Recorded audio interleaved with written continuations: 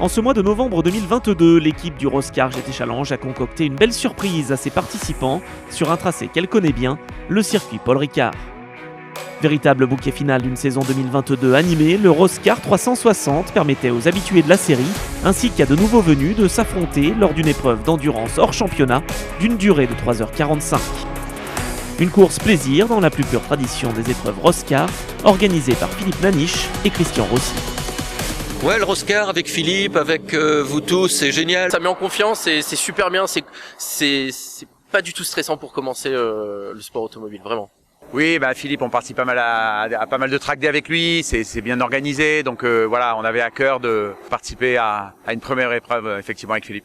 C'est le côté familial, accueillant, amical, tu vois, on rencontre plein de gens, c'est vraiment bien. Venir à participer au Roscar est un plaisir car c'est une série bien organisée, une belle façon de goûter à la compétition. Ce championnat ne cesse de progresser, les clients sont contents et quand ils sont satisfaits, je le suis aussi. Première expérience pour moi, puisqu'on a une grosse expérience de track day, mais on est là partenaire avec Racetrack depuis des années. Et petit à petit, l'idée de créer cette team Armada Racing, puis commencer avec le Roscar, c'est chouette. Voilà, 3h45, une belle expérience, c'est long. La durée est parfaite, tout le monde peut rouler et faire un long relais. On souhaitait faire la première au Castellet parce que c'est un circuit qu'on connaît bien. Venir au Castellet c'est bien, en plus on a de la chance, on a une météo parfaite en plein mois de novembre. Rouler au Castellet c'est ultra sécurisant, on n'a pas peur de vraiment y aller franchement sur la voiture, quoi. Super expérience, vraiment depuis le début, là depuis hier, c'est top. On est là plus pour passer un bon moment, après si le résultat est là tant mieux, mais c'est pas l'objectif recherché. Pour la saison prochaine, je prévois de revenir avec 3 voitures, des 992 et une 991. Comme lors de chaque meeting Roscar, Philippe Naniche et Pascal Mangiapan ont tenu un briefing d'avant-épreuve afin que les pilotes soient au courant des éléments de sécurité élémentaires qui permettront à la compétition de se dérouler dans les meilleures conditions. Le lendemain matin, les concurrents se retrouvaient en piste pour disputer l'unique séance qualificative de 30 minutes qui allait déterminer l'ordre de départ sur la grille du Roscar 360. Avec plus de 50 pilotes sur la liste des engagés et 7 constructeurs représentés, le peloton avait fière allure dans le Var. À l'issue d'un tour remarquable, la pole position au scratch dans la catégorie RX revient à Jean-Philippe Belloc sur la BMW M6 GT3. Le pilote Restivity devance la Lamborghini Super Trofeo de Stéphane Guérin, leader en R1, et la Renault RS01 numéro 32 pilotée par Henri Dezoteux. En R2, Karl van de Vostin, le champion Roscar 2022, a signé le meilleur temps à bord de sa Porsche 991 Cup de l'équipe 911 Impact et devance la numéro 40 pilotée par Éric Trouillet. La Mercedes AMG GT4 décroche la pole en R4 aux mains de Romain Monti. Il devance la Vortex de la famille Amrouche et les Ligier JS2R des équipes ANS Motorsport et XP Racing. Profitons de la pause entre les qualifs et le départ de la course pour en savoir plus sur l'équipage familial engagé sur la Renault RS01 numéro 32 par AB Sport Auto, Henri et Simon Dezoteux, aux côtés de Franck, leur papa, connaisseur du Roscar. Le Roscar aussi, je te rappelle Anthony, c'était ma première course il y a 2 ans. Quasi jour pour jour, c'était le premier week-end de décembre, on avait roulé chez AB Sport Auto. C'est la première fois que je roule sur ce type de voiture, GT3 RS01. C'est un énorme step pour nous parce qu'on a très peu d'expérience à ce niveau-là. On a fait juste un peu de location de Formule 4 ou de Formule Renault. RS01, c'est quelque chose de fabuleux pour des jeunes comme ça et je me suis souvenu que c'était un tremplin formidable. C'est des sensations qu'on on pensait jamais même avoir dans notre vie, quoi. Voilà. J'ai suivi mon père toute l'année sur le WEC et là être avec lui dans la voiture, partager la même auto, c'est superbe. C'est différent, je suis plus dans leur course que dans la mienne et c'est génial d'être en famille, hein, comme beaucoup de papas avec leur fils. C'est énorme de faire ça justement avec sa famille, avec son petit frère et son père qui a beaucoup plus d'expérience que nous. C'est un petit moyen de les récompenser et puis de leur faire découvrir ce sport qui est formidable. Bon là il nous a dit pour cette fois-ci je vous paye la course, la prochaine c'est vous qui vous la payez. Donc bon je suis encore en études pour l'instant, donc le temps que je travaille tout ça, je pense que ce sera pas avant un petit moment. Répartis en équipe de 2 à 4 pilotes, les concurrents se mettent en place peu avant 13h pour une course d'endurance de 3h45 qui clôture une belle saison Roscar. Le processus habituel et bien rodé par l'équipe Roscar GT Challenge est effectué. Les voitures sont placées dans l'ordre des qualifications avant d'être envoyées en piste pour un tour de reconnaissance qui leur permet de rejoindre la grille de départ.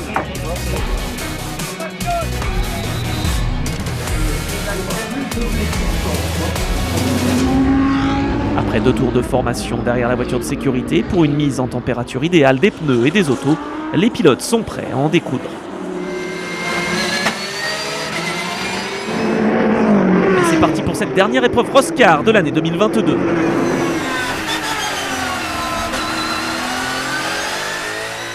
Si Jean-Philippe Belloc conserve les commandes au départ, dans le peloton, certains se font piéger.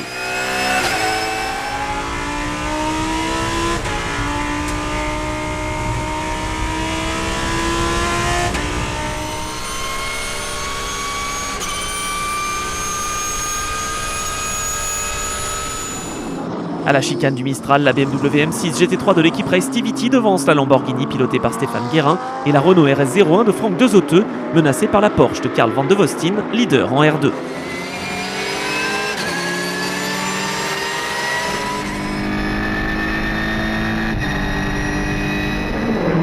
Après seulement 2 tours de course, la bataille fait rage dans le peloton et la lutte pour la 3e place est loin d'être terminée. Excellent freinage de Franck Desauteux qui reprend son bien face à son adversaire. Belle lutte également pour la 2e place en R1 entre les Porsche numéro 39 et 51. Avantage Miguel Moyola face à Gianluca De Lorenzi pour l'instant. Avec ses pneumatiques Pirelli parfaitement en température, Franck Desauteux s'attaque désormais à la Lamborghini de Stéphane Guérin pour le gain de la 2e position.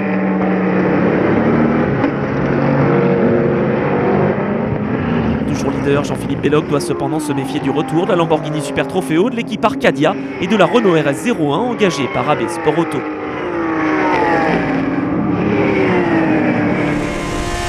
On retrouve Stéphane Guérin en embuscade derrière le leader.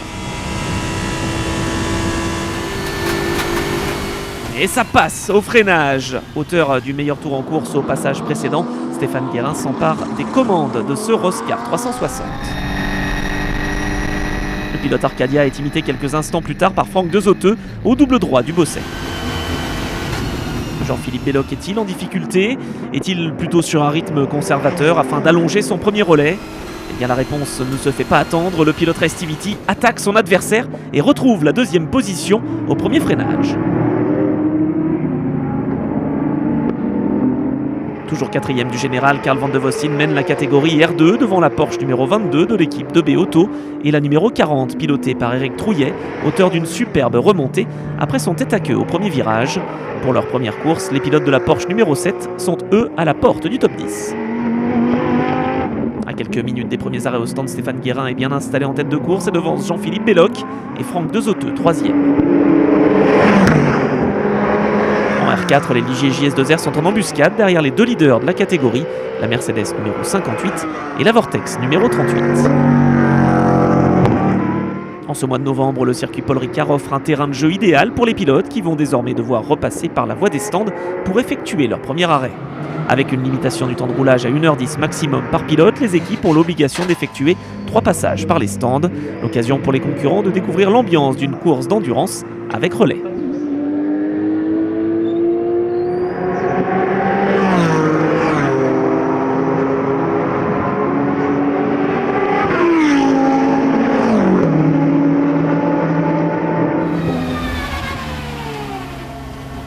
Pour cette épreuve, comme sur d'autres courses Roscar, certains pilotes ont fait appel à des coachs pour les accompagner.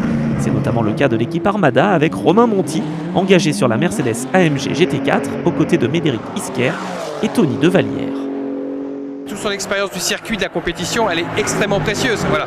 Au-delà de la personne qui est agréable, extrêmement chouette, c'est aussi une expérience folle pour nous et c'est une belle rencontre avec Romain. Là, c'est vraiment mettre le pied à l'étrier pour Tony et Médéric qui sont en train de découvrir, vraiment de tout découvrir. Donc moi, effectivement, là, je roule pas beaucoup, c'est plutôt un rôle de conseil, de coaching. Donc là, on essaye et c'est vrai que c'est convivial, c'est chouette, il y a une bonne ambiance et c'est agréable. C'est effectivement très gentleman driver, donc pas de trop de prise de risque. Donc pour débuter la compétition, c'est juste pour un parfait. La première salve d'arrêt n'est pas terminée, les leaders sont à leur tour au stand. Franck Desauteux va laisser son volant à son fils Henri, pendant qu'en piste, malheureusement, c'est l'abandon pour Solène Amrouche, qui venait tout juste de prendre place dans la Vortex numéro 38. Le full course yellow est activé par la direction de course, les pilotes doivent respecter une vitesse de 60 km/h. Un fait de course qui pourrait avantager certaines équipes et bouleverser la hiérarchie entrevue depuis le départ. Les commissaires ayant évacué la voiture en difficulté, la course reprend ses droits au 32e tour. La Renault RS01 de l'équipe AB Sport Auto est désormais en tête devant la Lamborghini Super Trofeo de Christophe Melconian et la BMW M6 de Franck Robé. Partie 13e sur la grille, la Porsche de Julien Jacquel et Yann Bradac remonte fort. Elle est désormais en 3e position de la catégorie R1 et 6e du général.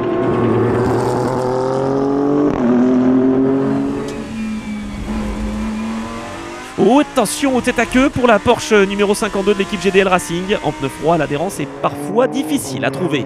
Leader Henri Dezoteux attaque et signe le meilleur tour en course. Il devance toujours la Lamborghini numéro 33 et la BMW M6 numéro 14.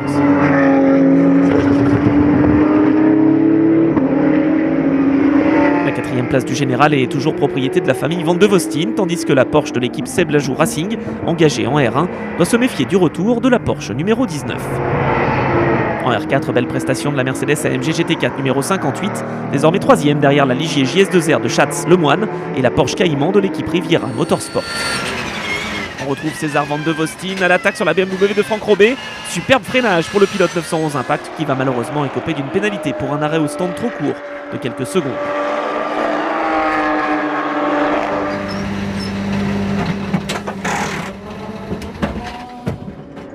Alors que l'on a passé le cap de la première heure et demie de course, la Renault RS01 est désormais large leader puisqu'elle possède plus de 50 secondes d'avance sur la Lamborghini Super Trofeo de l'équipe Arcadia.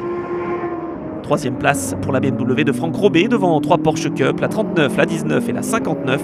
6e du général et désormais leader de la catégorie R2 après une belle remontée. Un classement R2 complété par la Porsche numéro 40 de l'équipe XP Racing et la 24 pilotée par Charles Benezech, quelques instants avant une nouvelle salve d'arrêt au stand pour refaire le plein de carburant et chausser de nouveaux pneumatiques Pirelli.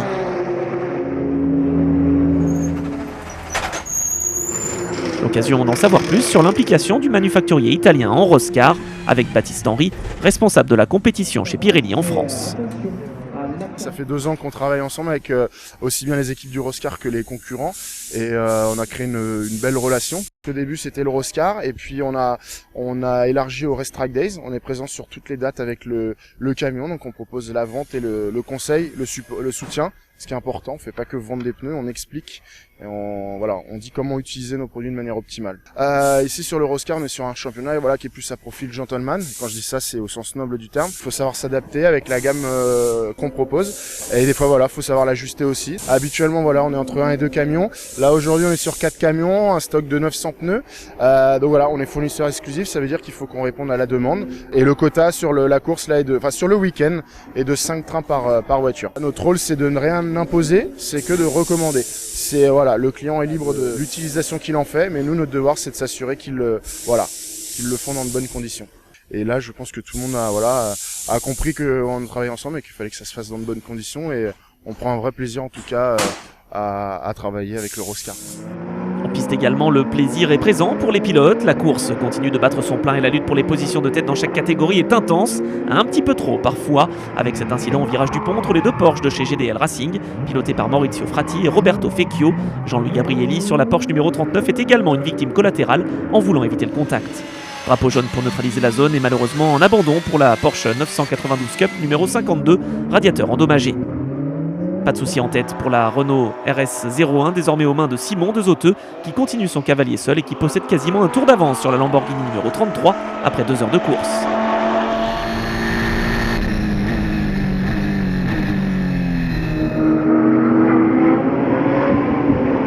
Premier en R1, Régis Régaud de Seb laisse intelligemment passer la RS01 de tête pour tenter de suivre le rythme et de perdre un minimum de temps sur son poursuivant direct, la BMW numéro 14.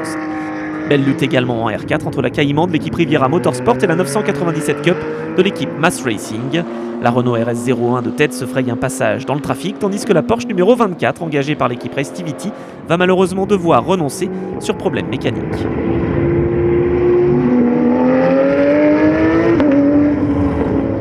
Premier du classement R2 en début de course, la Porsche numéro 35 remonte dans le classement. Elle se défait même de la Lamborghini numéro 33 pour se dédoubler.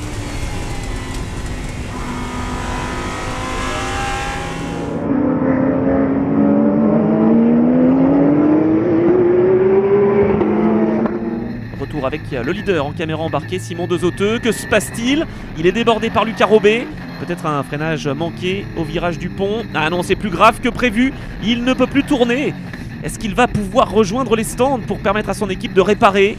La Lamborghini numéro 33 et la BMW numéro 14 en profitent pour s'emparer des commandes de l'épreuve, pendant que la Renault RS01 va rejoindre son stand au Petit Trot à moins d'1 heure de l'arrivée. C'est un énorme coup de théâtre ici au Castellet.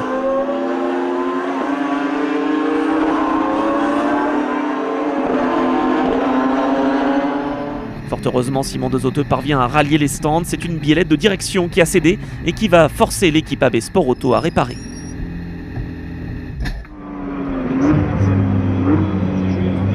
Les autres concurrents en profitent pour rentrer au stand à leur tour. C'est peut-être le cas de Stéphane Guérin à bord de sa Lamborghini. On dirait qu'il a hésité et il va finalement s'arrêter. Nicolas Schatz, lui, prend le relais de Julien Lemoine, 8e du général. La Ligier JS2R numéro 34 est large leader de la catégorie R4.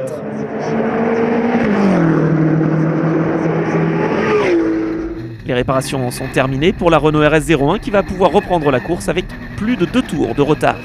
Oh mais que se passe-t-il? La Lamborghini numéro 33, leader en R1, est poussée dans son garage. Un problème d'alternateur va mettre fin aux espoirs de l'équipe Arcadia de bien figurer dans cette épreuve. Un scénario totalement fou pour ce Roscar 360 qui voit désormais la BMW M6 de Jean-Philippe Belloc occuper la première place devant les Porsche 992 numéro 51 de Gianluca De Lorenzi et la 19 de Bradac, Jacquel. Pour la Porsche de l'équipe Tinso Assistance, cette 3e place équivaut quasiment à une victoire.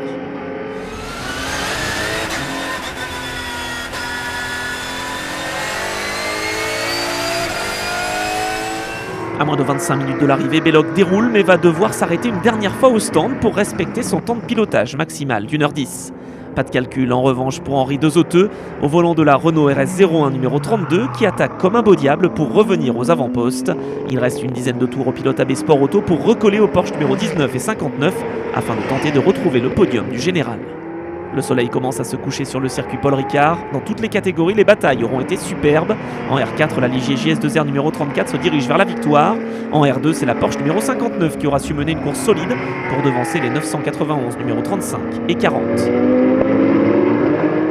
En R1, l'équipe GDL Racing était partie pour se hisser au sommet de la hiérarchie, mais la Porsche numéro 51 va devoir s'arrêter au stand à quelques minutes seulement de l'arrivée et perdre ainsi sa place sur le podium final. Un dernier rebondissement dans une course d'endurance qui n'en aura décidément pas manqué. Plus que quelques minutes à tenir pour les pilotes avant le drapeau à damier. Attention donc à ne pas se déconcentrer.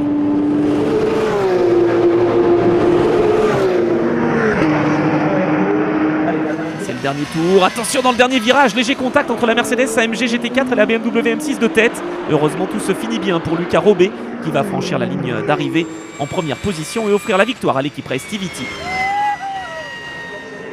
Deuxième place au scratch et succès en R1 pour la Porsche numéro 19 de Julien Jacquel et Yann Bradac. Le podium final est complété par la famille Dezoteux sur la Renault RS01 numéro 32. Après 3h45 d'efforts, les concurrents sont de retour au stand. C'est la joie dans les équipes, une fin de saison en apothéose pour tous les participants qui vont maintenant se diriger vers le podium.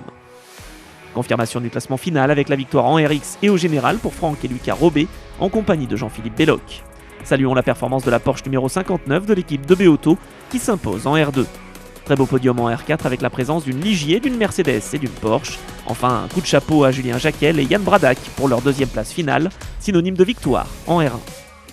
C'est super sympa, c'est un peu une consécration, donc on est super content d'être là. On est venu avec une nouvelle voiture, on voulait tester. C'est vrai qu'hier on était un peu dépité, ce matin aussi. C'était pas très bien engagé aujourd'hui. Déjà hier la voiture était en panne, ce matin au qualif on a quand même été pas mal à la traîne. En fait il se trouve que la voiture était plutôt setupée pour de l'endurance, donc là ça a vraiment bien joué pour nous. On n'y croyait pas trop non plus, mais on a maintenu des chronos pendant 4 heures de suite, donc petit à petit sur la fin de la course on a réussi à rattraper un peu, donc on est très content. Et on a juste envie de redémarrer l'année prochaine. On sait pas encore à quelle voiture, mais ce qui est sûr c'est qu'on va refaire un coup. On a bien aimé les podiums, on va essayer de refaire. Et des podiums, il en est justement question pour conclure ce week-end final de la saison Roscar 2022. Les lauréats des différentes catégories sont mis à l'honneur.